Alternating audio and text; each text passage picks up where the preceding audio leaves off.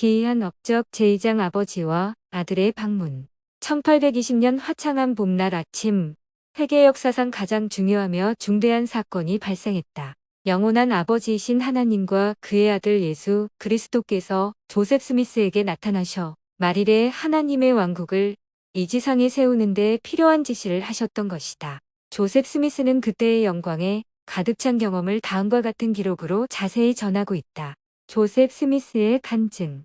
예수 그리스도 후기 성도 교회의 일어남과 발전에 관련하여 아기를 품은 교활한 사람들이 유포시킨 소문이 많으며 이 모든 것은 그것을 지어낸 사람들이 이 교회의 교회로서의 명성과 세상에서의 발전을 저해하려 기도한 것이므로 나는 세간의 잘못된 생각을 바로잡고 진리를 알고자 하는 모든 사람에게 나 자신과 교회에 관련된 사실을 내가 알고 있는 범위 안에서 일어난 그대로 알리기 위해 이 역사를 기록하기에 이르렀다. 이 역사에서 나는 이 교회에 관련된 여러 사건을 일어났던 그대로 또는 현재 있는 그대로 진실하고 올바르게 진술하겠거니와 본교회는 이제 조직된 지 8년째 1838년가 된다. 나는 우리 주의 해로 1805년 12월 23일에 버몬트 주 은저군 샤론음에서 태어났다. 내 나이 9살이던가 혹 그 무렵에 나의 부친 조셉 스미스 1세는 버몬트주를 떠나 뉴욕주 온타리오 현재의 웨인군 팔마이라로 이사하였다. 팔마이라로 온 지 약 4년째 되던 해에 나의 부친은 자신의 가족을 데리고 같은 온타리오 군내에 있는 맨체스터로 이사하였다. 그의 가족은 모두 11사람인데 곧 나의 부친 조셉 스미스와 나의 모친 루시 스미스, 결혼하기 이전의 성은 맥으로 솔로몬 맥의 딸이었다. 나의 형제들인 엘빈 1823년 11월 19일 그의 나이 25세로 사망하였다. 하이럼, 나 세뮤얼 해리슨, 윌리엄, 돈 칼로스와 나의 누이들인 소프로니아, 캐더린 그리고 루시이다. 우리가 맨체스터로 이사 온 지 2년째 되던 해에 어느 때에 우리가 살고 있던 곳에 종교 문제에 대한 이례적인 동요가 일어났다. 그것은 감리교에서 시작되었으나 곧 그 지방에 있는 모든 교파에 퍼지게 되었다. 실로 그 지방에 온 지역이 동요에 휘말린 것 같았는데 큰 무리가 서로 다른 종파에 가담하였고 이것은 백성들 사이에 적지 않은 소란과 분열을 일으켰다. 어떤 이들은 여기를 보라 다른 이들은 저기를 보라고 외쳤다. 어떤 이들은 감리교를, 어떤 이들은 장로교를, 또 어떤 이들은 침례교를 위하여 논쟁을 벌이고 있었다. 이들 여러 교파로 개종한 개종자들이 개종할 때에 표현했던 큰 사랑에도 불구하고 또 이 종교적 감정에 심상치 않은 장면을 일으키며 조장하는데 적극적인 여러 교회의 목사들이 그들이 즐겨 부르는 대로 모든 사람을 개종시키기 위하여 자기가 좋아하는 교파에 가입하게 하라며 나타냈던 큰 열의에도 불구하고 개종자들이 갈라지기 시작하여 누구는 이 종파, 누구는 저 종파에 속하자 성직자나 개종자 모두의 좋아 보였던 감정은 사실보다는 가식적인 것 같았다.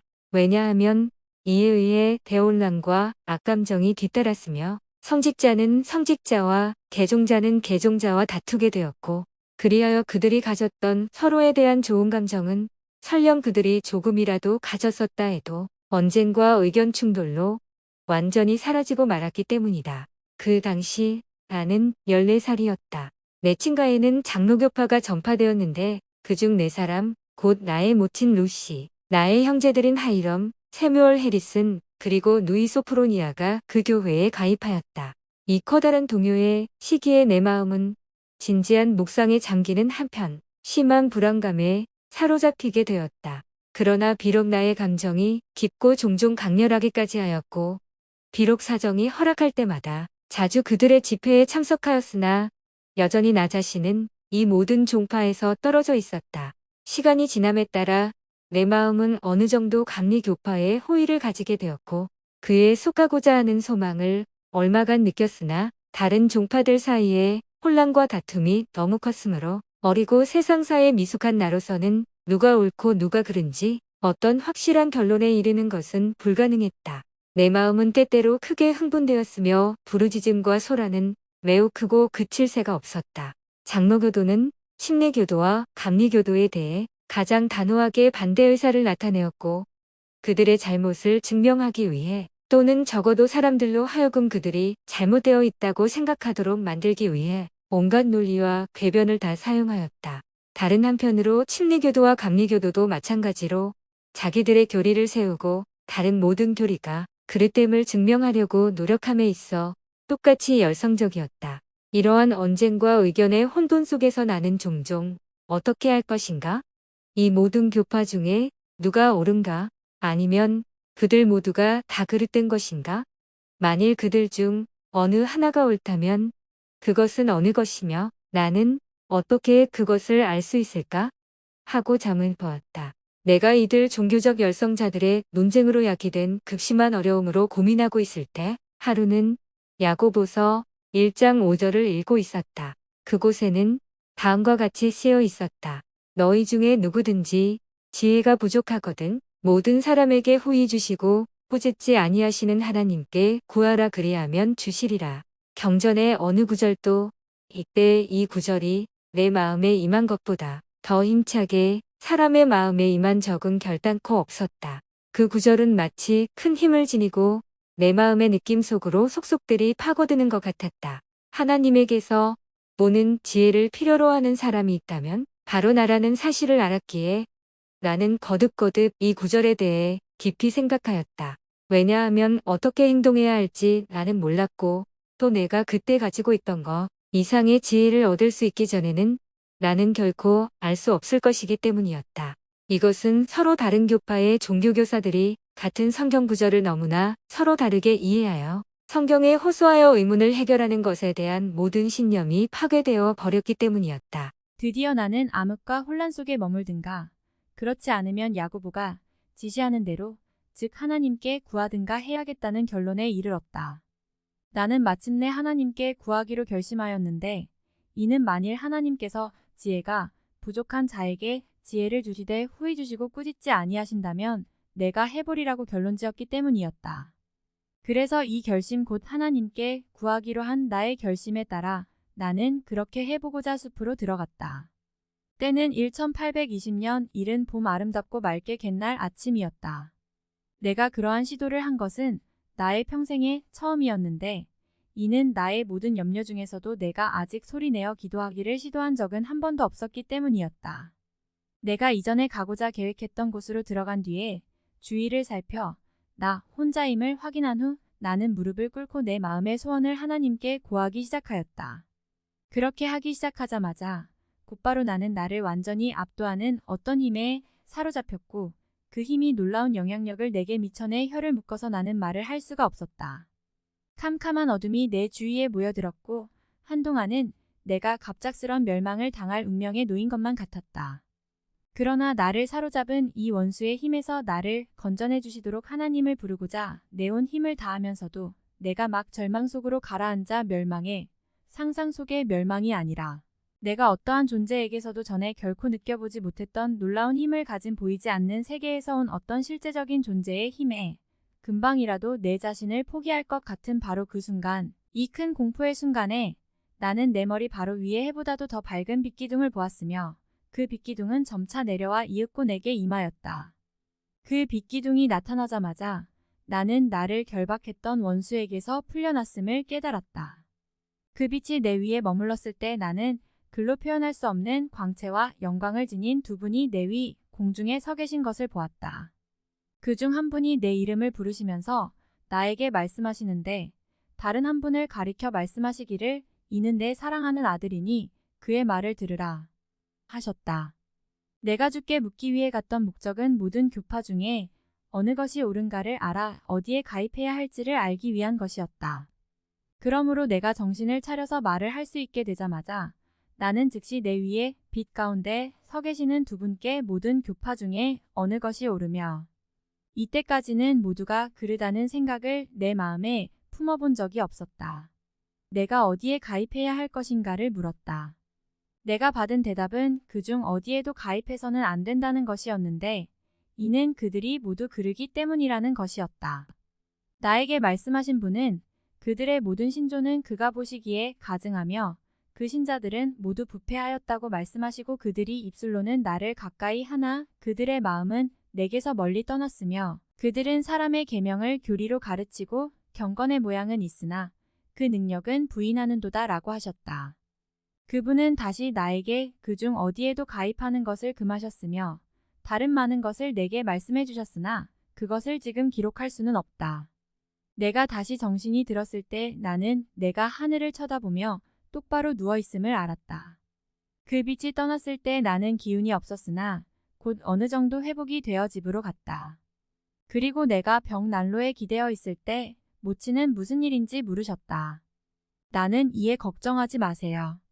모든 게 잘 되었어요. 전 정말 괜찮아요. 라고 대답하였다. 그러고 나서 나는 내 모친께 말씀드리기를 장로교가 참되지 않다는 것을 내 스스로 알게 되었습니다. 라고 하였다. 대적은 내가 그의 왕국을 방해하며 괴롭히는 자가 되기로 정해진 것을 내 생애의 아주 이른 시기에 알고 있었던 것 같다.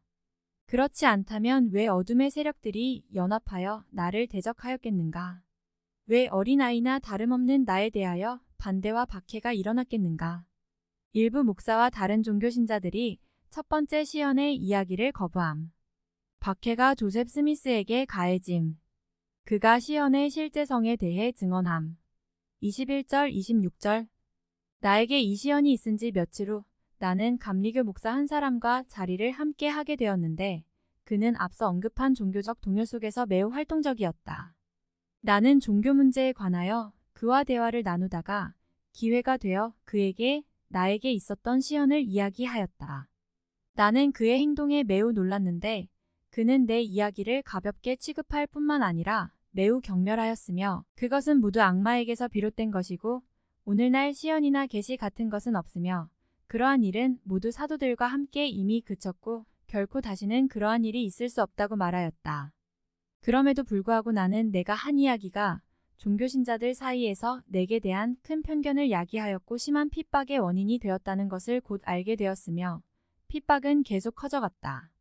비록 내가 겨우 나이가 14, 15세에 불과한 이름 없는 소년이었고 생활 상태로 보더라도 세상에서 보잘것없는 소년이었으나 그럼에도 높은 위치에 있는 사람들이 내게 큰 관심을 가지고 나에 대한 민심을 선동하여 심한 핍박을 일으켰다.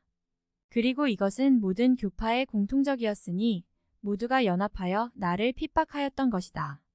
이것은 당시 나로 하여금 진지한 숙고를 하게 만들었으며 이후로도 종종 그리하였다. 참으로 얼마나 이상한 일인가. 만 14세를 갓 넘긴 무명의 소년이자 또한 하루하루 일하여 부족한 생계비를 벌어야 하는 처지의 소년이 그토록 중요한 인물로 여겨져 당시에 제일 유명한 교파들의 큰 어른들의 주의를 끌며 그들 내부에 극심한 핍박과 비방의 태도를 불러일으켰다는 것이. 그러나 이상하든 아니든 그것은 사실이었으며 그것은 종종 나에게 큰 슬픔의 원인이 되었다. 그러나 그럼에도 불구하고 내가 시연을 보았다는 것은 사실이었다. 그 이래로 나는 내가 바울과 매우 비슷하게 느꼈다고 생각해왔으니 그가 아그리빠 왕 앞에서 자신을 변호하며 그가 빛을 보고 음성을 들었을 때 그에게 있었던 시연에 대하여 이야기했어도 그를 믿는 사람이 거의 없었으며 일부는 그가 거짓말한다고 하였고 다른 이들은 그가 미쳤다고 말하였다. 또 그는 조롱당하고 욕설을 들었다. 그러나 이 모든 것이 그의 시연의 실제성을 파괴하지는 못하였다. 그는 시연을 보았고 자기가 보았음을 알았으며 하늘 아래의 어떠한 핍박도 그것을 변경시킬 수 없었다. 비록 사람들이 그를 핍박하여 죽음에 이르게 한다 할지라도 그는 자신이 빛을 보았으며 자기에게 말씀하시는 음성을 들었다는 사실을 알고 있었고 그의 마지막 숨을 거두기까지 알고 있었을 것이며 온 세상이라 할지라도 그로 하여금 다르게 생각하게 하거나 믿게 할 수는 없었을 것이다. 나의 경우도 그러하였다. 나는 실제로 빛을 보았고 그 빛 가운데서 두 분을 보았으며 그분들은 실제로 나에게 말씀하셨다. 그리고 비록 내가 시연을 보았다고 말함으로써 미움을 받고 핍박을 받는다 할지라도 그것은 사실이었다. 그렇게 말하는 것에 대하여 그들이 나를 핍박하고 나를 욕하고 나에 대하여 모든 거짓으로 악한 말을 할 때 나는 마음속으로 이렇게 말하지 않을 수 없었다. 진실을 말하는데 왜 나를 핍박하는 것일까? 나는 실제로 시연을 보았는데 내가 누구간테 하나님을 거역할 수 있겠는가? 왜 세상은 내가 실제로 본 것을 나로 하여금 부인하게 하려 하는 것일까? 왜냐하면 나는 시연을 보았기 때문이다. 내가 그것을 알고 있었고 하나님께서도 그것을 알고 계심을 내가 알고 있었기에 나는 그 사실을 부인할 수 없었으며 감히 그렇게 하려고도 하지 않았다. 적어도 나는 그렇게 하면 내가 하나님을 거스려 죄를 범하게 된다는 것과 정죄 아래 놓이게 된다는 것을 알고 있었다. 이제 나는 세상의 교파 문제에 관한 한내 마음의 만족을 얻었으니 그 어느 곳에도 가입할 의무가 내게는 없으며 다만 추후에 지시가 주어질 때까지 이대로 계속해 나가면 되었다. 나는 야고보의 증언즉 지혜가 부족한 사람이 하나님께 구하면 얻을 것이요 꾸짖음을 당하지 아니하리라는 것이 참됨을 알았다. 값진 진주 조셉 스미스이서 1-26절. 위의 글은 선지자의 첫 번 시연에 관한 기사이다. 우리는 이 시연을 통하여 여러 가지 진리 이외에도 하나님 아버지와 그의 아들 예수 그리스도가 각각 분명하게 분리된 인격체이시며 인간은 진실로 하나님의 형상대로 창조되었다는 사실을 알 수 있다. 그릇된 하나님을 경배함. 번개와 천둥이 치는 시내산에서 하나님 자신이 돌판 위에 새겨주신 10계명 중 나 외에는 다른 신들을 내게 있게 말지니라. 출애굽기 20장 3절 라는 말씀을 첫째 계명으로 주신 것만 보아도 얼마나 인간이 그릇된 하나님을 경배하는 큰 죄에 젖어왔나 하는 사실을 쉽게 짐작할 수 있다. 이스라엘 백성을 약속의 땅으로 인도하던 모세는 그들이 장차 이방의 땅으로 흩어지리라는 말을 하였다. 너희는 거기서 사람의 손으로 만든 바 보지도 못하며 듣지도 못하며 냄새도 맡지 못하는 목석의 신들을 섬기리라. 신명기 4장 28절. 이어서 모세는 그들이 환난에 처해 있을 말일에 마음을 다하고 성품을 다하여 주 하나님을 찾는다면 능히 그를 만나게 되리라는 약속을 하였다. 신명기 4장 29에서 30절. 조셉 스미스가 영광의 찬 시연을 보았을 때 세상의 기독교가 그들 손으로 만들어 경배한 하나님은 보고 들으며 먹고 냄새도 맡을 수 있는 하나님이었던가? 일반 기독교에서 내세우는 이상한 하나님.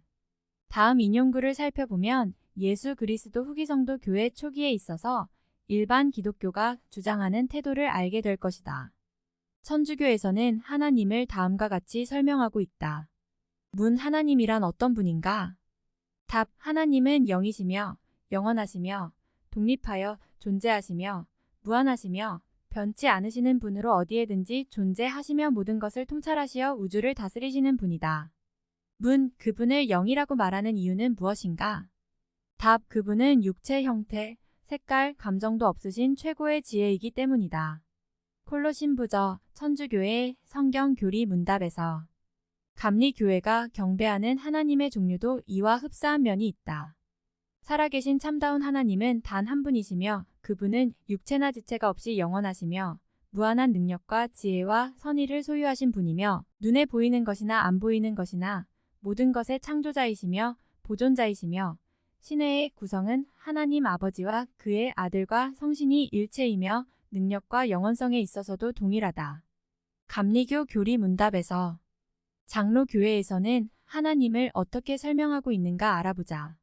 살아계신 참다운 하나님은 한 분이시며 무한한 존재이시며 완전하시며 육체, 지체, 감정이 없는 보이지 않는 순수한 영이시며 불변, 광대, 무변, 영원하시며 이해 불가능하신 분이며 전능하시며 가장 현명하시며 가장 성스러우시며 가장 자유로우시며 가장 절대적이시며 변치 않으며 위로운 의지의 충고에 입각하여 자기 자신의 영광을 위하여 모든 것을 작용하시는 분이다. 가장 사랑스러우시며 지혜로우시며 자비로우시며 오래 참으시며 선과 진리가 무궁하시며 사악, 죄지음, 죄악을 용서하여 주시며 자기를 부지런히 찾는 사람에게 보상을 주시는 분이며 심판은 가장 공정하시며 두려운 심판을 하시며 악이면 모두를 증오하시나 되는 사하여 주시는 분이다. 장로교회 신앙백서에서 위에 열거한 예는 19세기의 기독교가 경배하던 하나님의 대표적인 본보기이다. 여기에 언급한 여러 하나님은 모세가 이스라엘 백성이 이방의 나라에 흩어져 살 때 믿게 되리라고 한 보지도 못하며 듣지도 못하며 먹지도 못하며 냄새도 맡지 못하는 하나님인 것이다. 육체, 지체나 감정이 없는 하나님이 보고 듣고 먹고 마실 수 있다고 생각하는가? 더구나 위의 교리에 나타난 사랑을 주지도 받지도 못하는 그런 이해 불가능한 하나님을 어떻게 경배할 수 있을까? 조셉 스미스가 비록 얼마 안 되는 시간이었지만 하나님과 그의 아들 예수 그리스도와 함께 얼굴을 마주하고 이야기하는 중에 알게 된 그분들의 개성에 관한 확실한 지식과 설명을 기원 후 325년 콘스탄틴 황제가 마련한 니케아 종교회의에서 318명의 성직자가 하나님의 아들에 관한 신성과 개성, 하나님과 그리스도는 동일하다는 문제를 놓고 사주간의 논란을 거듭한 끝에 일반에게 공포한 선언문과 비교한다면 얼마나 혁격한 차이가 있는가.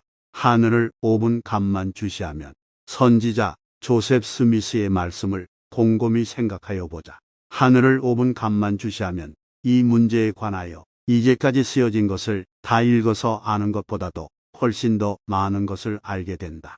교회사 제6권 52지 조셉 스미스에게 나타나신 하나님과 아들의 모습은 찬송가 5. 사랑스러운 아침에 생생하게 묘사되어 있다.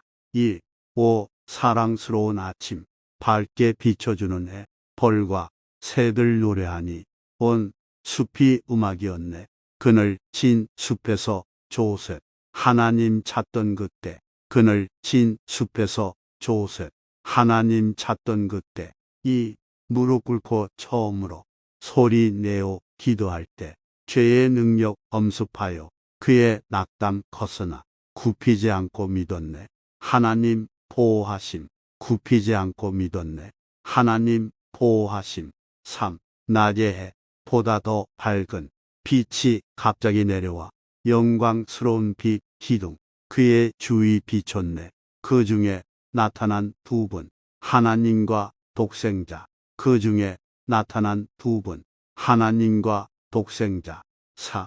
사랑하는 아들의 말 들으라는 기쁜 말씀 응답된 조셉의 기도 귀를 주께 기울였네. 살아계신 하나님 본 큰 기쁨이 넘쳤네. 살아계신 하나님 본 큰 기쁨이 넘쳤네. 하나님과 그의 아들이 조셉 스미스를 방문하심으로써 이 경륜의 시대의 지상에 하나님의 왕국 설립의 길이 열리게 되었으니 이는 19세기의 가장 큰 중대사가 아닐 수 없다.